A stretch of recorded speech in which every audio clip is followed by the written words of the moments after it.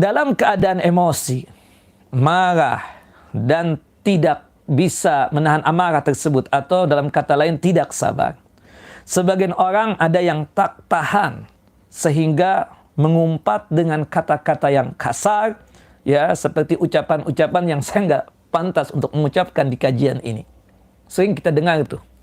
Ada orang yang terlalu emosi, akhirnya mengucapkan kata-kata, maaf ya, kata-kata jorok, kata-kata kotor. Atau mungkin kata-kata yang berkaitan erat dengan, ya, kebun binatang. Nah, itu nggak boleh untuk kita ucapkan. Jangan. Subhanallah. Ma kana Rasulullah SAW fahishan, wala mutawahishan, wala badi'an. Ya. Rasulullah itu tidak pernah bersikap keji, tidak pernah juga berucap ucapan yang keji, tidak pernah juga berucap ucapan yang kotor lagi jorok, tidak pernah. Nabi SAW itu akhlaknya sangat mulia. Pernah kejadian ketika Nabi SAW lagi asyik berjalan bersama Ibunda Aisyah radhiyallahu anha, ada seorang Yahudi mengucapkan, ya, ucapan yang na'udzubillah.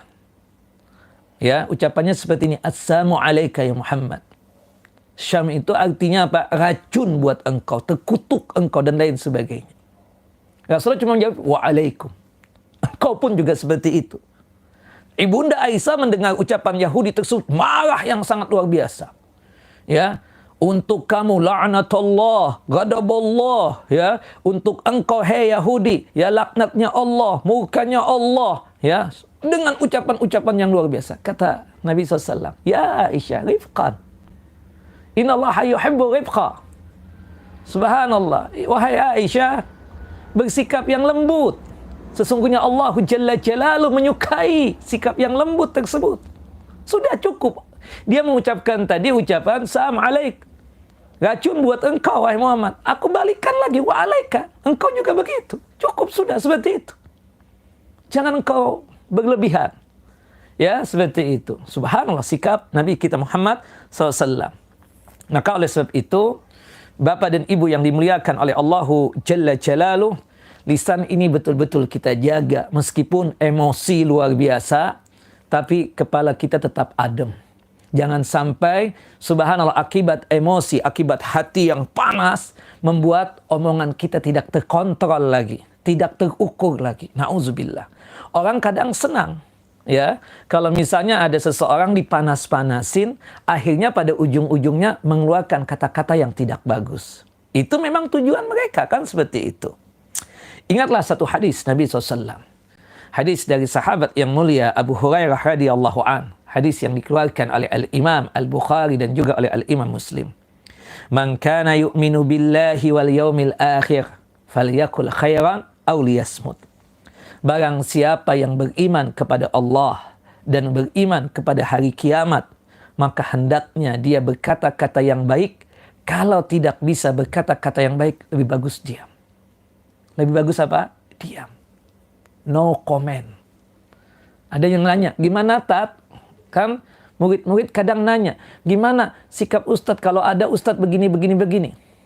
Kita nggak tahu pasti nih, benar kejadiannya begitu.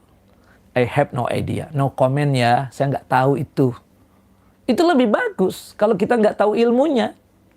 Apalagi berkaitan tentang masalah Allah, berkaitan tentang agama. Kita nggak tahu ilmunya. Ya, jangan sekali-kali kita ini berkata tentang din, tentang agama yang kita tidak tahu ilmunya. Itu dosa besar. Nah, termasuk juga tentang kaum muslimin. Ya. Kita tahu juga, kita omongkan jadi ghibah. Kalau kita tidak bisa memberikan nasihat kepada dia, kan seperti itu.